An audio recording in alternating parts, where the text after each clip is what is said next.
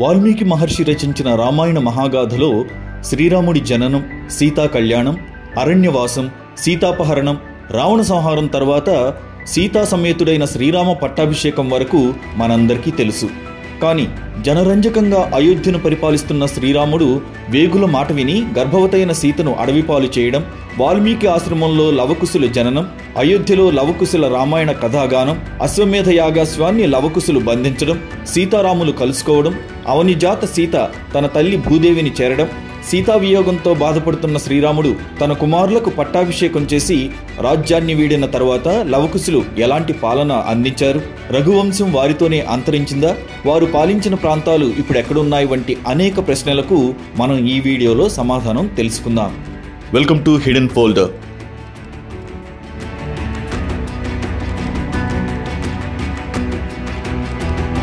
కోసల రాజ్యం ప్రాచీన భారతదేశంలోని శక్తివంతమైన రాజ్యాల్లో ఒకటి. ఇక్ష్వాకుల వంశానికి చెందిన రాజుల పాలనలో గొప్ప విజయాన్ని సాధించింది. ఈ రాజ్యానికి అయోధ్య రాజధానిగా ఉండేది. ఇది శ్రీరాముడి జన్మస్థలంగా ప్రసిద్ధి చెందింది. కోసల రాజ్యం గంగానదీ పరివాహక ప్రాంతంలో విస్తరించి ప్రస్తుత ఉత్తరప్రదేశ్, బీహార్, నేపాల్ ప్రాంతాలకు సమీపంలో ఉండేది. రావణ సంహారం తర్వాత సీతా సమేత శ్రీరామ పట్టాభిషేకం జరిగిన తర్వాత అయోధ్య అంతటా సుఖశాంతులు వెల్లివిరిశాయి. శ్రీరాముని జనరంజక పాలనలో ప్రజలు ఏ కష్టం లేకుండా సుఖంగా జీవనం సాగించేవారు.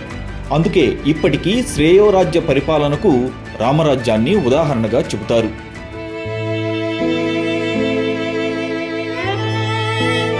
ఒకనాడు శ్రీరాముడు ఒక వేగు ద్వారా తన రాజ్యంలోని ఒక రజకుడు రావణుడి చెరలో కొన్నాళ్లు ఉన్న సీతను తిరిగి భారీగా స్వీకరించడం గురించి తప్పుగా మాట్లాడినట్లు తెలుసుకుని చింతిస్తూ ప్రజాపాలకుడైన ఆయన వారి అనుమానాన్ని తీర్చడానికి నిండు గర్భిణి, పరమ పవిత్రురాలైన తన భార్య సీతను అడవిలో వదిలేసి రమ్మని తన సోదరుడైన లక్ష్మణుణ్ణి ఆదేశిస్తాడు.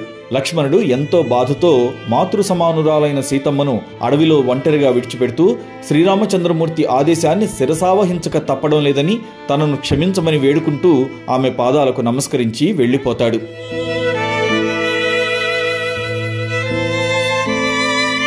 సీతమ్మ తల్లి ఎంతో బాధతో విలపిస్తూ స్పృహ కోల్పోయి కుప్పకూలిపోతుంది. ముని బాలకుల ద్వారా విషయం తెలుసుకున్న వాల్మీకి మహర్షి ఆమెను రఘువంశ పట్టపురాణి సీతాదేవిగా గుర్తించి తపోశక్తితో జరిగిన విషయాన్ని గ్రహించి తన ఆశ్రమానికి తీసుకెళ్లి బిడ్డలా ఆదరిస్తాడు. కొంతకాలానికి సీతాదేవి 2 కవల బిడ్డలకు జన్మనిస్తుంది. వారికి వాల్మీకి మహర్షి లవకుశులుగా నామకరణం చేసి వేద విద్య, సంగీతం, ధనుర్బాణ విద్యల్లో శిక్షణనిచ్చి నిష్ణాతులుగా తీర్చిదిద్దాడు.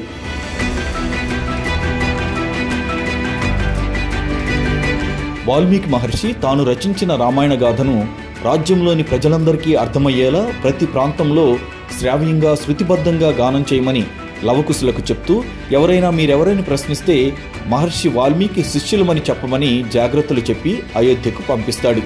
వారు రాజమార్గాల్లో, ప్రజలు గుమిగూడే కూడళ్లలో అతి మధురంగా రామాయణ గాథను కళ్లకు కట్టినట్లు వర్ణిస్తూ గానం చేస్తుంటే ప్రజలు పరవశులై వింటూ ఉంటారు. వారి గురించి తెలుసుకున్న శ్రీరాముడు వారిని తన ఆస్థానానికి ఆహ్వానించి కథాగానం చేయమని కోరతాడు. ఒకరికొకరు గుర్తించకపోయినా మొదటిసారిగా తండ్రి కుమారులు కలుసుకుంటారు. వారి గాన మాధుర్యానికి ముగ్ధుడై తన స్వీయ కథను అద్భుతంగా వర్ణించినందుకు అభినందిస్తూ శ్రీరాముడు వారికి కానుకలు ఇవ్వబోగా ముని శిష్యులైన లవకుశులు వాటిని సున్నితంగా తిరస్కరిస్తారు. కోసల రాజ్యమంతటా వారు రామాయణ కథను ప్రచారం చేస్తూ తమ ఆశ్రమాన్ని చేరుకున్నారు.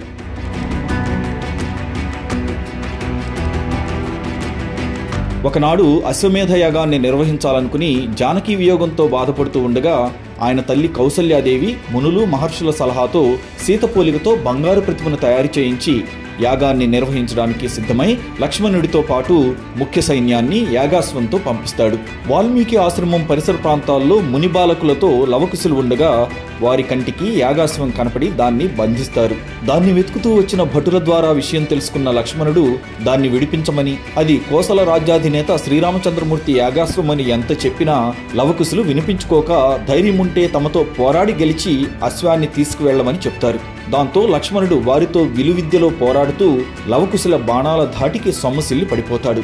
భటుల ద్వారా విషయం తెలుసుకున్న శ్రీరాముడే స్వయంగా వచ్చి లవకుశులను చూసి యాగాశ్వాన్ని వదిలేయమని కోరతాడు. వారు వినిపించుకోకపోవడంతో తప్పని పరిస్థితిలో వారితో పోరుకు సిద్ధమవుతాడు.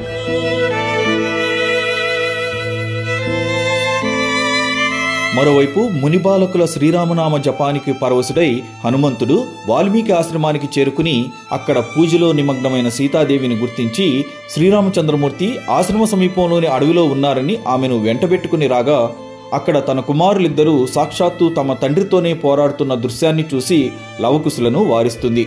శ్రీరాముడు సైతం సీతను చూడటంతో పాటు లవకుశులు తమ బిడ్డలని గ్రహించి వారిని అక్కున చేర్చుకుంటాడు.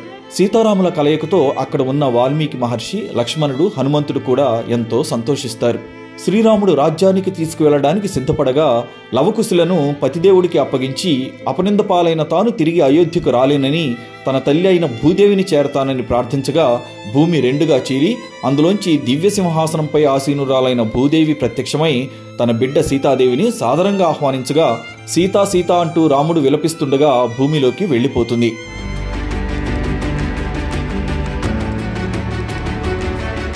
జానకి వియోగంతో బాధపడుతున్న శ్రీరాముడు కుమారులైన లవకుశులను వెంటబెట్టుకుని అయోధ్య నగరానికి వెళ్లి వారికి పట్టాభిషేకం చేసి వారికి రాజ్యపాలనపై హితవచనాలు చెప్పి రాజ్యాన్ని విడిచి వెళ్లిపోయినట్లు తెలుస్తుంది. ఆ సమయంలో బ్రహ్మర్షులు, భరత శత్రుఘ్నులు, అంతఃపుర ప్రజలు, వానరులు, అయోధ్యలో ఉన్న పశుపక్షాదులు కూడా రాముని వెంట పోగా అయోధ్య అంతా పాడుబడినట్టు ఖాళీ అయిపోయింది.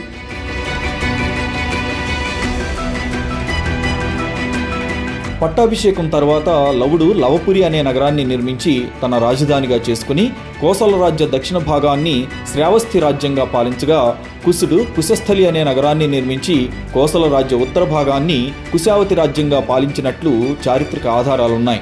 లవకుశులు తమ తండ్రి శ్రీరాముని ధర్మపాలనా మార్గాన్ని అనుసరిస్తూ తమ రాజధానులను అభివృద్ధి చేసి రఘువంశానికి కీర్తిని తెచ్చారు. వారి పాలనలో ప్రజలు సుఖశాంతులతో జీవించారు. వీరి పాలనలో ఇరు రాజ్యాల్లోనూ వేద విద్యా కేంద్రాలు, వ్యాపార మార్గాలు, ధార్మిక సంస్థలు విరివిగా అభివృద్ధి చెందాయి. లవుని భార్య పేరు సుమతి. వారి సంతానం గురించి ఎలాంటి ఆధారాలు లేవు. అలాగే కుశుని భార్య పేరు కుముద్వతి. వారికి అతిథి అనే కుమారుడితో పాటు కణికమాలిక అనే కుమార్తె ఉన్నట్లు తెలుస్తోంది. వీరి తదనానంతరం వీరి వారసులు రఘువంశ కీర్తిని కొనసాగించినట్లు చారిత్రక ఆధారాలున్నాయి.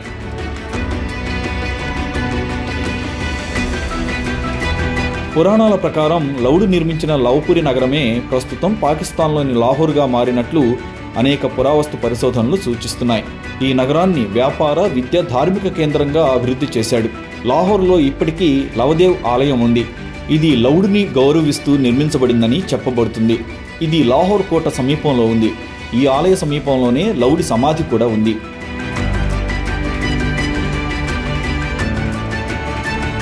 కుశుడు నిర్మించిన కుశస్థలి నగరం ప్రాచీన కాలంలో అత్యంత శోభాయమానమైన నగరాల్లో ఒకటిగా పేరుగాంచింది. ఈ నగరం వాస్తుశాస్త్రాన్ని అనుసరించి అభివృద్ధి చేయబడింది. దీనిలో శక్తివంతమైన కోటలు, విస్తృత వీధులు, అభివృద్ధి చెందిన నీటిపారుదల వ్యవస్థలు మరియు వైభవమైన రాజభవనాలు ఉండేవి. కుశస్థలి వ్యాపార, విద్య, ధార్మికతకు ఒక ప్రధాన కేంద్రంగా మారింది. వేద విద్యార్థుల కోసం గురుకులాలను ఏర్పాటు చేసి నగరాన్ని జ్ఞాన కేంద్రంగా తీర్చిదిద్దాడు.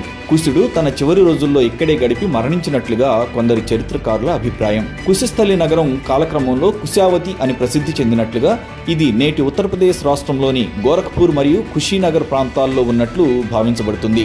కోసల రాజ్యాధినేతగా ప్రజారంజక పాలన అందించిన శ్రీరాముని తర్వాత ఆయన కవల కుమారులు లవకుశులు రఘువంశ కీర్తిని నిలిపేటట్లు పాలించారు. వారి వారసుల తర్వాత బృహద్బలుడు అనే రాజు రఘువంశంలోని చివరి మహారాజుగా భావించబడతాడు. అతను మహాభారత కాలంలో కోసల రాజ్యాన్ని పాలించి కురుక్షేత్ర యుద్ధంలో కౌరవుల తరపున పోరాడి మరణించాడు. మహాభారత యుద్ధం అనంతరం అయోధ్య పాండవుల ఆధీనంలోకి వెళ్లి తరువాతి కాలంలో మగధ సామ్రాజ్యంలో అంతర్భాగమైనట్లు చరిత్రకారుల అభిప్రాయం. ఇలాంటి మరిన్ని వీడియోస్ కోసం హిడెన్ ఫోల్డర్ యూట్యూబ్ ఛానల్ని సబ్స్క్రైబ్ చేసుకోండి.